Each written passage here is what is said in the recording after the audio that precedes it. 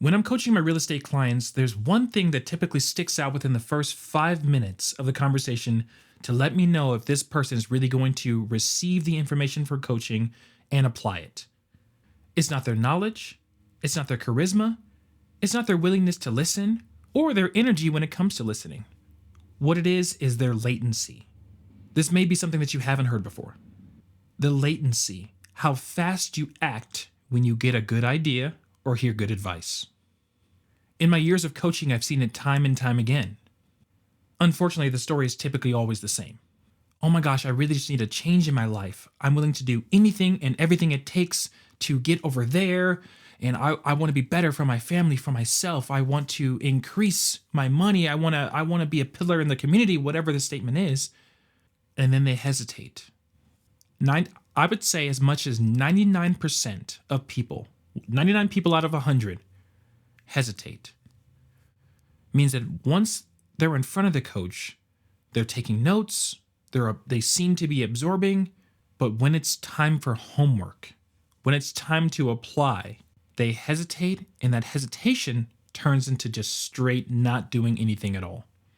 There are a few, I would say maybe 3 to 5% actually get up and do like one thing, and then never the other tasks, but the majority don't do anything. And I've kind of boiled it down. I've studied it, and I think there's a science to it. Let's talk about it. Marathon, yeah, say that to me, yeah, say that to me, oh, marathon, you can say that to me, yeah, say that, you can say that to me, marathon. Please like, share, and subscribe. And as always, this show is brought to you by Nutrishop Parker, your one-stop shop for high-quality supplements, protein powders, and wellness products that actually deliver. Whether you're building muscle, burning fat, or just trying to feel better every day, Nutrishop's expert team can help you find what works best for you. If you're local to Colorado, stop by their Parker location for a personalized experience. If you're tuning in from anywhere in the USA, use code Brandon at checkout for free shipping on your order. Fuel your goals the smart way. That is the Nutrishop way. And I really love how this company is sponsoring my podcast because it really is health is wealth. The more you take care of your body, the sharper your mind is. There's a real correlation between success in taking care of your body. And I'm sure you're like, well, there's people who are not necessarily healthy who are doing great in business. But think about it this way. If a door is squeaky on the handles and making loud noises when you're opening and closing it, does the door not work? Is the door better if you put some WD-40 in there and now it's a smooth open? That's basically how I view fitness when it comes to your mind. It's smoother, it's faster, it's more precise, it's just better. Your life will change positively if you start taking care of your health in the same way that you're after your money and after everything else in life. But let's get into it. So why is latency something we should be talking about? It's because this is not just for real estate agents. It's for everything you want to do in your life, including having a strong family, leading your family, making money, of course, taking care of your body. Latency is the number one word for all of that. There's a window between hearing an idea and executing the idea. And the longer you wait, it's like a muscle. The longer you wait to execute, the longer it takes for you to execute. You almost have to train your latency muscle. The period between an idea and a latency, momentum, confidence, potential is all in the center of that. And the longer that you wait, these don't get bigger, they shrink. They get stretched thin. It's not like a rubber band where you're like, okay, I'm gonna take some time, I'm gonna wait, and then one day I'm gonna get after it and everything's gonna be great. It's the complete opposite. It's like you're pulling it. Think about it like, it's not a rubber band between the idea and the latency. It's more like string cheese or like pulled cheese. Yeah, you're pulling cheese, but cheese doesn't snap back. It just kind of falls flat. That's maybe not a good visual for it, but it's a great visual in terms of what it really means when you wait before doing an idea. Your momentum, your excitement, the potential, the energy dies the longer you wait. So if you hear someone say, for example, door knocking in your area is going crazy. Every single person's opening up their door. Everybody wants to sell their house in your neighborhood. And then you're like, okay, well, yeah, I could see myself door knocking and I'm gonna get after it. I'm gonna blah, blah, blah, blah. And then you wait a week and then you're like, well, your brain starts to kick in. Like, well, maybe I probably shouldn't do that because there's been instances of people being in dangerous situations with door knocking. I'd probably be one of those. My feet were kind of hurting the other day, so I probably should take a rest. My knees aren't what they used to be. Like, any excuse starts to come in the longer you wait. And everyone knows this. I'm sure you've hit the snooze button once or twice. But the real key to getting up on time regularly and consistently is to just count to 3, get up. No longer than 3 seconds. You have to get after it, otherwise you most likely won't. I've legitimately coached people with $1 million potential. And I don't throw around words like that, like genuine $1 million potential. I coached one person, coached another person. This person actually went after it and did it. The 1%. And is making a crazy amount of money in his first year of real estate. This person has not even texted me back. They haven't posted. They haven't taken any classes. They haven't even finished their real estate license yet. But they were the most excited. It was about them and their family. It was about they want to get out of the 1-bedroom studio apartment. It was about they have a baby on the way. It was about it's now or never. It's do or die. Like, this is the conversation that I had with this person and did nothing. Yet they're online talking about how they wish their life was different. Always talking online, talking about how they wish they could overcome the obstacles, how they wish they could take their life into their own hands, blah, blah, blah. And I'm like, bro, we sat together for 4 hours. I gave you the keys for it. You have multiple coaches who I was putting you in touch with. I even had a deal for him the moment he passed his real estate class, which means that he would have been amongst the 4%. So statistics for you guys don't know, 96% of agents in 2024 closed no deals, which means if I had given him one deal last year when he was working on this, he would have been in the top 4% of all agents the moment he got his license. Yet that wasn't motivating for him. That wasn't a motivating factor. Self-defeating principles, his latency. I don't know what else to say. I'll put it this way. Everybody that I've coached who has implemented what I've told them to implement has made 6 figures or more. Period, point blank. The rest of the people who I've coached have made no money. But they leave breadcrumbs. There's a method to their madness. They think their life is in shambles. They think their life cannot be fixed. What they don't understand is that they're the same as the last 100 people that I was coaching. They all have the same exact life, the same exact situation, which means that if they had just taken a step back and not become a victim of their circumstance, if they understood that their future is genuinely in their own hands, if they understood that their survival rate of bad things is 100% because they're still alive, maybe they would have made a different decision. So the takeaway is that it's not about the action itself. I really want you to hear this. It's about the speed. You don't even have to do it well. Hear me out on this one. Another decision fatigue, another latency tool that people use when they really don't want to do something is they start to look at the huge picture. They look at the entire house, in the words of Will Smith, right? They'll look at the entire house and say, oh my gosh, I don't know how to build a house. I'm just going to not do it. Instead of understanding that each house is built brick by brick. So just go find a brick, pick it up, and place it. Even if it's placed incorrectly. Because as you are building your house, you're going to start to learn things. You're going to know things and learn things that you did not know before. Maybe you're like, oh, this was 45 degrees off. Let's spin it around. Now the brick that I placed 3 weeks ago is placed correctly. And what do we know about social media? No one cares. No one cares about you on social media. Even if they're talking shit in your DMs and talking shit on your comments and saying you're a horrible agent or you're not going to be successful or you're doomed or whatever they could be saying in the comments, they really don't care. It's a pastime. They may not even remember your name. They may just pass by, say, oh, you're stupid, and then leave. Don't even know who you are. I'm not discounting how that can take a mental toll on you. I'm not discounting that. But at the end of the day, we have to be real. Is what they think of us more important than how we live? More important than what we do in our own life? More important than who we want to be and who we want to take care of in this life? We really have to write this down and get serious about it. It doesn't matter and they don't care. Other real world examples of the benefits of latency: tech startup companies. Did you know that the Slack software, the work chat software, was not the first software that was created and was implemented? They were just the fastest to really get it into production, get it distributed, get it marketed. Let's go back to fitness. That's the number one example, in my opinion, where you can really see real world concepts in real time.